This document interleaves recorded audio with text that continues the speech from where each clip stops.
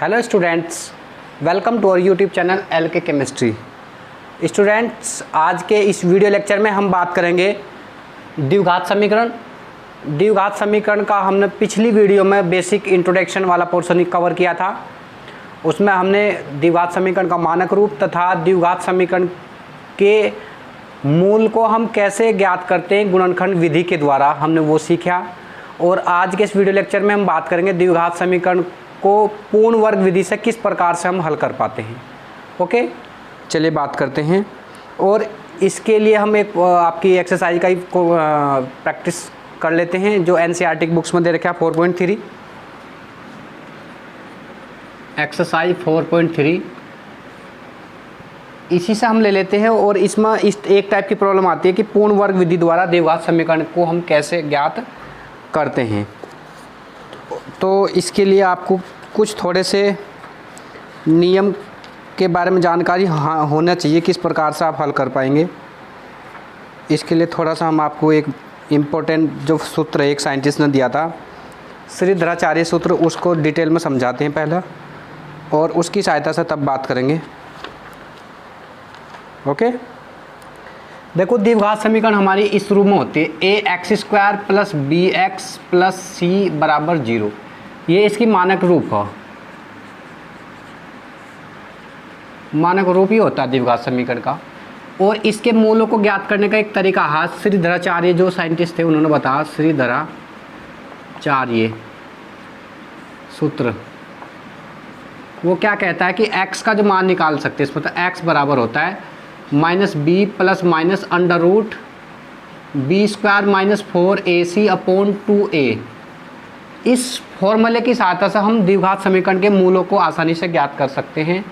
और इसमें एक कंडीशन और ध्यान रखना आप कि d जो होता है विविधकर, d बराबर होता है b² - 4ac। ये विविधकर का सूत्र होता है, यानी b² - 4ac इसको बोलते हैं विविधकर।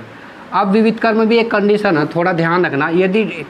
यदि d बराबर 0, यदि d का मान 0 हो, यानी विविधकर का मान 0 हो, तो द्विघात समीकरण के मूल बराबर होंगे। मतलब सपोज एक द्विघात समीकरण का मूल 4 है तो दूसरा मूल भी 4 होगा, इसका मतलब है। और ये कंडीशन तब होगी यदि d का मान 0 के बराबर होगा। क्लियर है?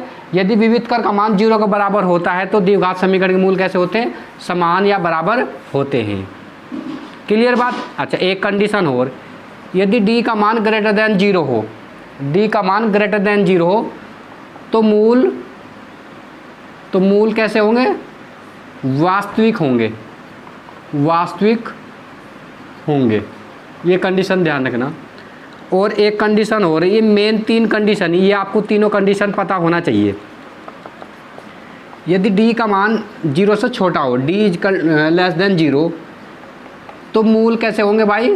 काल्पनिक होंगे, काल्पनिक मूल होंगे। क्लियर बात? ये कंडीशन है, ये तीनों कंडीशन आपको ध्यान रखना। और ये श्रीधराचार्य एक साइंटिस्ट थे जिन्होंने ये सूत्र दिया था। इस सूत्र की सहायता से हम विदाउट फैक्टराइजेशन हम किसी भी द्विघात समीकरण के गुणनखंड कर सकते हैं, बिना गुणनखंड विधि के द्वारा। श्रीधराचार्य जो साइंटिस्ट थे उन्होंने बताया था x बराबर -b + -√b² - 4ac/2a। और इसमें जो ये वर्गमूल में दे रखा है b² - 4ac, इसको बोलते हैं विविधकर। d लिख देते हैं इसको विविधकर। इंग्लिश बोलते हैं डिस्क्रिमिनेंट। तो डिस्क्रिमिनेंट d = होगा b² - 4ac। इसमें ये तीनों कंडीशन आपको प्रॉपर्ली पता होना चाहिए। यदि d का मान 0 के बराबर तो द्विघात समीकरण के मूल होंगे बराबर, और यदि d ग्रेटर देन 0 तो मूल होंगे वास्तविक, और d लेस देन 0 तो मूल होंगे काल्पनिक। क्लियर है? इसको एज इट इज़ आप नोट कर लीजिए। अब इन सूत्रों की सहायता से हम प्रश्नावली हल करेंगे अपनी 4.3 और 4.4, उन दोनों प्रश्नावली में यही सूत्र का प्रयोग होना। क्लियर बात? चलिए बात करते हैं। क्वेश्चन दिया है आपकी एक्सरसाइज 4.3 से दिया है कि यदि द्विघात समीकरण के मूल अस्तित्व में है तो पूर्ण वर्ग विधि से हल करो। देखो पहला क्वेश्चन का फर्स्ट लेते हैं। फर्स्ट दिया 2x² minus 7x plus 3 minus 7x plus 3 equal to 0 के मूल यदि अस्तित्व में है, यदि इसके मूल अस्तित्व में है, सबसे पहले अस्तित्व चेक करेंगे तो इसकी तुलना करेंगे ax² plus bx plus c बराबर 0। इस मानक समीकरण से हम इसकी तुलना करते हैं तो a बराबर हमको क्या प्राप्त होता है, a बराबर 2, b बराबर -7 और c बराबर 3, ये प्राप्त हो रहा है। तो अस्तित्व चेक करने का मतलब d का मान देखते हैं, d का मान ग्रेटर देन 0 होना चाहिए, यानी d बराबर क्या होगा b² माइनस 4ac। क्लियर बात। तो b का मान रखते हैं, b का मान कितना -7 का या होल स्क्वायर माइनस 4, a की वैल्यू 2, c की वैल्यू 3।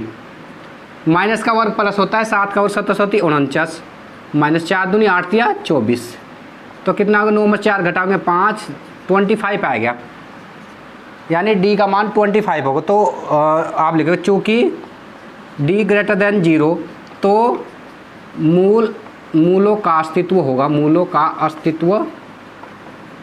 अस्तित्व होगा। क्लियर है। एक तो बात यही बताई, तो मूलों का अस्तित्व। अब मूल को हम कैसे ज्ञात करते हैं पूर्ण वर्ग विधि से, उसको हम बताएंगे अब आपको। ओके, आप इसको नोट कर लीजिए। अब पूर्ण वर्ग विधि का तरीका समझ लेना एक बार आराम से। देखो हम एक एक स्टेप लिखते हैं। पहली स्टेप है अचर पद को दाईं ओर लिखने पर, पहली स्टेप ये अचर पद क्या है 3, यानी 2x² minus 7x is equal to -3, दाईं ओर 3 कहेगा हो जाएगा माइनस का। क्लियर है। अच्छा, अब स्टेप 2 है x² के गुणांक से प्रत्येक पद को भाग देने पर x² गुना कितना 2, यानी 2x² upon 2 minus 7 upon 2x equal to -3 upon 2। Clear. तो इसको हल करेंगे तो x² माइनस 7 अपॉन 2x बराबर -3/2। क्लियर है। अब तीसरी स्टेप होगी x के गुणांक के आधे का वर्ग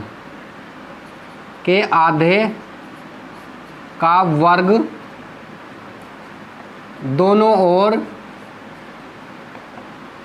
जोड़ने पर, दोनों ओर का मतलब बाईं ओर भी और दाईं ओर भी।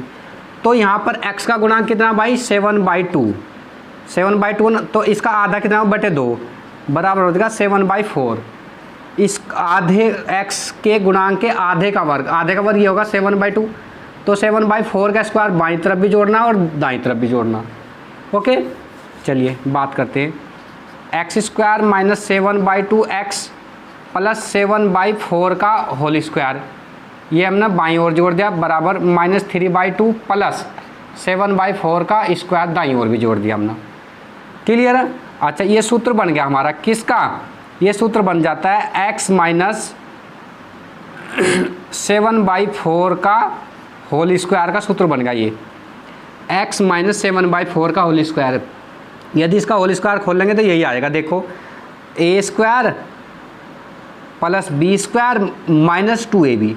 क्लियर है। तो ये पूरा सूत्र ऊपर लिख रखा है बराबर, इसको हल करेंगे -3/2 प्लस 749 अपॉन 4 चौक 16, ये इतना हो गया। ओके। अच्छा, इसको थोड़ा हम इधर राइट साइड में लिख देते हैं। अब इसको हल करेंगे, यहाँ से 16 लघुत्तम आ जाएगा, तो x माइनस 7/4 का होल स्क्वायर बराबर 16 लघुत्तम हमारा, तो 2 से भाग करेंगे 16 को 8 गुना 3 में करेंगे 8 या 24 -24 प्लस 49 अपॉन 16, तो ये आ जाएगा हमारा ऊपर x माइनस 7/4 का होल स्क्वायर बराबर आ जाएगा 25/16। क्लियर है।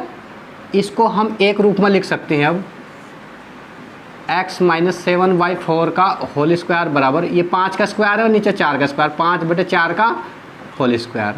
अब इधर भी स्क्वायर इधर भी स्क्वायर, दोनों तरफ वर्गमूल लेने पर दोनों ओर वर्गमूल लेने पर, जब दोनों तरफ का हम वर्गमूल लेंगे तो वर्ग हट जाएंगे, तो क्या बचेगा x माइनस 7/4 इजकल टू आ जाएगा plus minus 5/4। x minus 7/4 equal to plus minus 5/4। अब प्लस माइनस का मतलब ये कि चूंकि x में समीकरण द्विघात है इसलिए इसके दो मूल आएंगे, एक प्लस में आएगा एक माइनस में आएगा, इसलिए हमने दोनों चिन्ह का प्रयोग किया है। क्लियर? एक बार लिखेंगे प्लस लेने पर, प्लस चिन्ह लेने पर, तो x माइनस 7/4 इजकल टू 5/4। 7/4 को साइड में भेजेंगे तो x बराबर आ जाएगा 5/4 प्लस 7/4, तो 7 5 12/4। 12 को 4 से भाग करेंगे, x का मान आएगा 3। एक तो x का मान 3 आ गया हमारे पास, और एक बार हम लेंगे माइनस चिन्ह, तो इसको आप नोट कर लेना साफ साफ। x का एक मान आ गया और माइनस लेने पर का हम यही लिख दें, माइनस लेने पर क्या आ जाएगा, तो भाई x बराबर आ जाएगा माइनस 5/4, और ये उधर जाकर माइनस का हो जाएगा माइनस 7/4, तो 7 और 5 12, माइनस 12/4 बराबर आ जाएगा माइनस 3। तो x का एक मान तो आ गया 3 हमारा, और दूसरा मान आएगा कितना, माइनस 3। क्लियर है? तो इस तरह से आप पूरे सवाल को हल कर पाएंगे। ये विधि, इस विधि को बोलते हैं पूर्ण वर्ग विधि। पूर्ण वर्ग विधि यानी पूर्ण वर्ग बनाने के बाद इसको हल किया। देखो पूर्ण वर्ग यहाँ बन गया ना, ये इसको बोलते हैं पूर्ण वर्ग विधि, इसलिए पूर्ण वर्ग विधि द्वारा ये सवाल हल हुआ हमारा। ओके, इसको ध्यान से नोट कर लेना आप। चलिए नेक्स्ट क्वेश्चन लेते हैं इसी एक्सरसाइज का। अब हम फर्स्ट क्वेश्चन ले लिया, अब एक एक स्टेप आप ये नोट कर लेना, इसी के हिसाब से हम एक एक प्रॉब्लम को सोल्व करेंगे। अब देखो एक क्वेश्चन पूर्ण वर्ग विधि का और ले लेते हैं। पहले का थर्ड थोड़ा सा कॉम्प्लेक्स सा लग रहा होगा देखने में आपको। ये लिख रखा है 4x² plus 4√3x plus 3 is equal to 0। तो इसमें पहला अचर पद को दाईं तरफ शिफ्ट करने पर 4x² प्लस 4√3x बराबर -3। ठीक है, पहली स्टेप यही। दूसरी स्टेप में क्या, x के गुणांक से प्रत्येक पद को भाग देंगे, यानी 4 से प्रत्येक पद को भाग देंगे, तो x² प्लस √3x बराबर -3/4। क्लियर?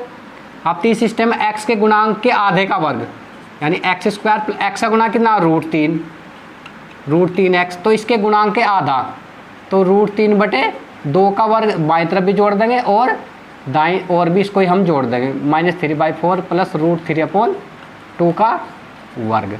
क्लियर बात? अच्छा, ये फॉर्मूला बन गया हमारा किसका, ये x प्लस √3/2 के पूर्ण वर्ग का फॉर्मूला बन गया। अब दाईं तरफ के हम इस रूट को खोल देंगे और इसको हल करेंगे, -3/4 प्लस √3 का वर्ग 3 और 2 का वर्ग 4, तो ये हमारा जोड़ने के बाद ये तो 0 ही होएगा हमारा इधर, तो यहाँ से बन गया x प्लस √3/2 का पूर्ण वर्ग बराबर 0। ओके, तो इसको हम क्या कर सकते हैं, x, तो x प्लस √3/2 बराबर 0, तो x बराबर आ जाएगा हमारा -√3/2 -√3/2। एक प्लस में लिख देंगे, एक को माइनस में लिख देंगे, दो मान आएंगे हमारे x के। चूँकि x के दो मान इस लेंगे तो समीकरण x में क्या है, द्विघात है, इसलिए x के दो मान आएंगे हमारे पास। ओके, तो इस तरह से इन सवाल को हम हल कर पाते हैं। एक सवाल और ले लेते हैं, इसी एक्सरसाइज का हम फोर्थ ले लेते हैं। फोर्थ कहा 2x² प्लस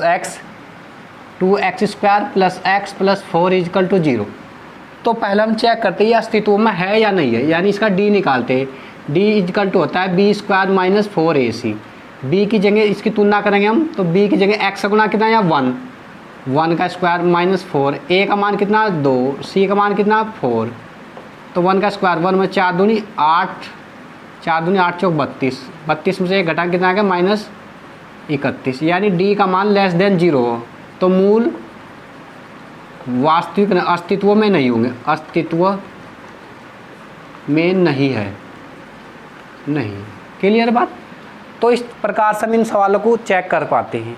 ओके, इनको आप नोट कर लेना। इस एक टाइप के फॉर्मेट के सवाल हमने लगभग कवर किए, यानी पूर्ण वर्ग विधि द्वारा द्विघात समीकरण को कैसे हल करते हैं। केवल आपको उनमें स्टेप्स ध्यान रखनी। पहले स्टेप अचर पद को दाईं ओर शिफ्ट करने पर। दूसरी स्टेप में एक्स स्क्वायर के गुणांक से प्रत्येक पद को भाग देने पर। और तीसरी स्टेप एक्स के गुणांक के आधे का वर्ग दोनों ओर जोड़ने व घटाने पर।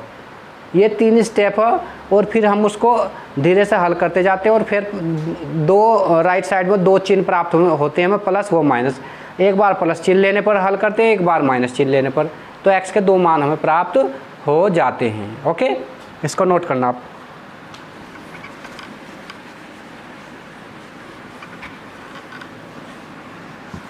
अब कुछ सवाल और दे रखे हैं। निम्न द्विघात समीकरण के मूल ज्ञात कीजिए। पहला क्वेश्चन दिया x माइनस 1/x, तीसरे का फर्स्ट x माइनस 1/x बराबर 3। तो इस समीकरण के हमें मूल ज्ञात करने। कैसे ज्ञात करेंगे, इसको पहले हल करना पड़ेगा। x गुणा x में एक्स स्क्वायर माइनस 1/x बराबर 3, इसकी क्रॉस मल्टीप्लाई करेंगे तो एक्स स्क्वायर माइनस 1 बराबर माइनस 3x, तो 3 को इधर ले आएंगे। अब x square minus 3x minus 1 बराबर 0। ओके, अब इसे पूर्ण वर्ग विधि से ही हल कर देते हैं। इसको भी 1 को साइड में शिफ्ट करेंगे हम, तो एक्स स्क्वायर माइनस 3x बराबर 1। और प्रत्येक पद में एक्स स्क्वायर गुणांक कितना 1 है, तो उसकी जरूरत नहीं। एक्स से गुणांक के आधे का वर्ग दोनों ओर जोड़ने घटाने पर लिख देंगे। X square minus 3x plus x का गुणांक कितना 3, तो इसका आधा का 3/2 का स्क्वायर हमने इधर भी जोड़ दिया और इधर भी हमने 3/2 का स्क्वायर हमने इधर भी जोड़ दिया। क्लियर बात। अच्छा, ये हमारा सूत्र बन गया x माइनस 3/2 का होल स्क्वायर बराबर, इधर हल करेंगे इसको 9/4, 4 × 4, 4 और 9 13, तो ये आ जाएगा x माइनस 3/2 का होल स्क्वायर बराबर आ जाएगा 4 × 4, 9 4 13/4, 13/4 आएगा। क्लियर। इसको हम इस तरीके से लिख सकते हैं x माइनस 3/2 का होल स्क्वायर बराबर, इसको √13/2 का होल स्क्वायर लिख सकते हैं हम। ठीक है, अब दोनों ओर का वर्ग लेने पर, दोनों ओर का वर्ग लेने पर वर्ग लेंगे तो क्या आ जाएगा, x माइनस 3/2 बराबर आ जाएगा √13/2। ठीक है, और विद प्लस माइनस, तो एक बार प्लस लेने पर तो x माइनस 3/2 बराबर प्लस √13/2 या x बराबर √13/2 प्लस 3/2, ये उधर चले जाएगा हमारा। एक बार ये आएगा, एक बार लिखो यहाँ पर माइनस लेने पर लिखेंगे x माइनस 3/2 बराबर माइनस √13/2 या x बराबर माइनस √13/2 प्लस 3/2, एक मान ये आ गया हमारे पास। तो इस तरह से हम ये सवाल को हल कर पा रहे हैं। ये पूर्ण वर्ग विधि के द्वारा हल किया हमने ये सवाल भी। क्लियर है। अब कुछ थोड़े से नेक्स्ट टाइप के सवाल की हम प्रैक्टिस करेंगे और इन सवालों को आप हल कर पाएंगे। और एक महत्वपूर्ण बात, ये हमारा वीडियो लेक्चर नंबर 2 है। आपने यदि पहला लेक्चर हमारा नहीं देखा तो इस वीडियो के डिस्क्रिप्शन में उस वीडियो का लिंक डाल दूंगा ताकि आप उस वीडियो को भी देख पाएँ और आप अपने बेसिक कंसेप्ट भी मजबूत कर सकें। और जो स्टूडेंट्स पहली बार चैनल पर विजिट कर रहे हैं उन स्टूडेंट्स के लिए सुझाव दिया जाता है कि यदि वास्तव में आपने अभी तक कितनी वीडियो देखी, आपको कंसेप्ट समझ में यदि आया तो चैनल को सब्सक्राइब करना, वीडियो को लाइक करना, दोस्तों के साथ वीडियो को शेयर करना, ताकि अगर आप चैनल को सब्सक्राइब करेंगे और लोगों के बीच शेयर करेंगे तो इससे हमें क्या होगा, मोटिवेशन मिलेगा ताकि हम और मेहनत कर सकें अच्छी वीडियो बनाने के लिए। ओके, इसको नोट कर लेना। अब दूसरी टाइप के प्रॉब्लम डिस्कस करते हैं। अभी हम आपकी नेक्स्ट एक्सरसाइज 4.4 के 2 क्वेश्चन लेते हैं और ये 2 क्वेश्चन ऐसे इम्पोर्टेंट है, आपके बोर्ड एग्जाम्स में लगभग 99% संभावना बनी रहेगी इन दोनों ही सवालों के आने की।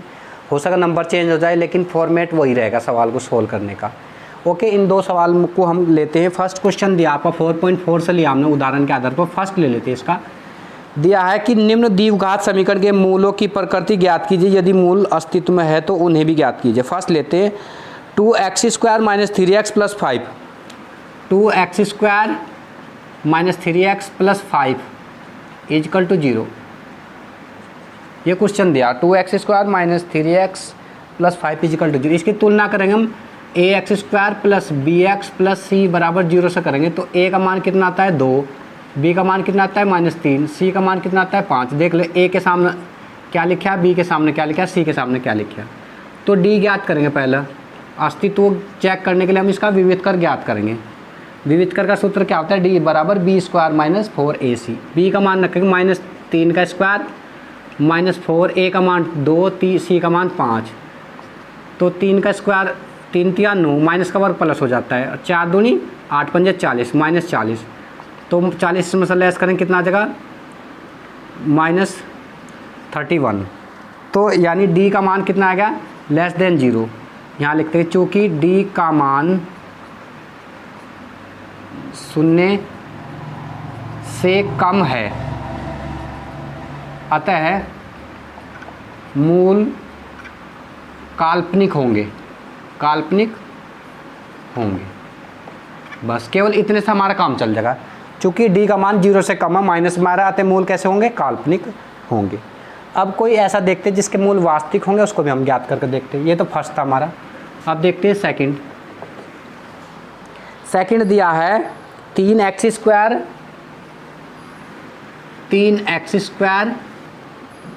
Minus 4√3 -4√3x plus 4 is equal to 0।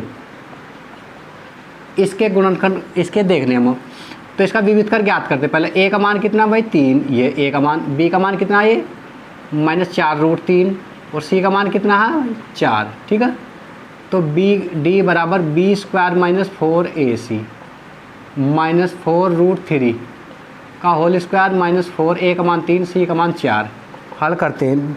ठीक है, माइनस का वर्ग प्लस होगा और 4 का वर्ग 4 चौक 16, 3 का वर्ग √3 का वर्ग 3, 16 तिया 48 हो जाएगा। ये 4 तिया 12 और 12 चौक 4 चौक 16, 4 चौक 16 तिया 48 बराबर 0 आएगा। यानी d बराबर कितना आएगा 0। तो यदि d बराबर 0 तो मूल कैसे होंगे, समान होंगे। हमने पहले लिखा था इस बात को, यदि d बराबर 0 होता है तो मूल कैसे होते हैं, तो मूल समान होते हैं, समान होते हैं। केवल हम d चेक करेंगे प्रत्येक सवाल में। और देखो d का मान 0 आया तो मूल समान होंगे। यदि d का मान 0 से बड़ा आता तो मूल को हम क्या लिखते हैं, वास्तविक होंगे। क्लियर बात। और यदि d का मान 0 से कम आता है तो मूल कैसे होते हैं, काल्पनिक हो, जैसे हमने ये उदाहरण लिया था। क्लियर बात। अच्छा, अब नेक्स्ट क्वेश्चन देखते हैं इसी एक्सरसाइज का, ताकि आपकी ये एक्सरसाइज भी कंप्लीट हो सके और आपको मूलों की प्रकृति ज्ञात करना भी आ जाए। क्लियर, ये मूलों की प्रकृति वाली बात कर रहे हैं। मूलों की प्रकृति कैसे हो रही। दूसरे का फर्स्ट लेते हैं, क्वेश्चन नंबर 2 का फर्स्ट। क्या क्वेश्चन दिया, 2x² plus kx plus 3, 2x² plus kx plus 3 equal to 0। Question में दिया कि निम्न द्विघात समीकरण के मूल कैसे हैं, बराबर है तो k का मान ज्ञात करो। यानी इस द्विघात समीकरण के मूल समान है तो हमें k का मान ज्ञात करना। तो समान होने की कंडीशन में क्या होता है, पहले तो इसकी तुलना कर रहे हैं हम। ax² plus bx plus c बराबर 0, a बराबर 2, b बराबर k और c बराबर 3 दिया है। मूल समान है, मूल समान है अर्थात समान का मतलब क्या होगा, अर्थात d बराबर 0 दिया है। तो d बराबर 0 का मतलब b² माइनस 4ac बराबर 0। अब b का मान रखो k का स्क्वायर माइनस 4, c का मान a का मान 2, c का मान 3 बराबर 0। यानी k² बराबर 4 दूनी 8 या 24। तो k बराबर आ जाएगा वर्गमूल 24। k बराबर कितना आ जाएगा, वर्गमूल 24। तो इस तरह से हम k का मान ज्ञात कर सकते हैं। इसी का सेकंड पोर्शन में बिल्कुल ऐसे दे रखा है, उसे हल करेंगे हम, k का मान ही ज्ञात करना होगा हमें। ओके, उम्मीद करता हूँ ये वीडियो लेक्चर आपके लिए वास्तव में लाभदायक रहा होगा। और आपको यदि कोई बात समझ में नहीं आई तो आप कमेंट बॉक्स में कमेंट कर सकते कि सर ये बात समझ में ना आई, तो हम उसको अगली वीडियो लेक्चर में उसका प्रॉब्लम का सॉल्यूशन दे सके। ओके, यदि आपके लिए लाभदायक रही तो हमारे चैनल को प्लीज़ सब्सक्राइब करना और वीडियो को लाइक करना तथा दोस्तों के बीच वीडियो को शेयर करना। Okay, thank you.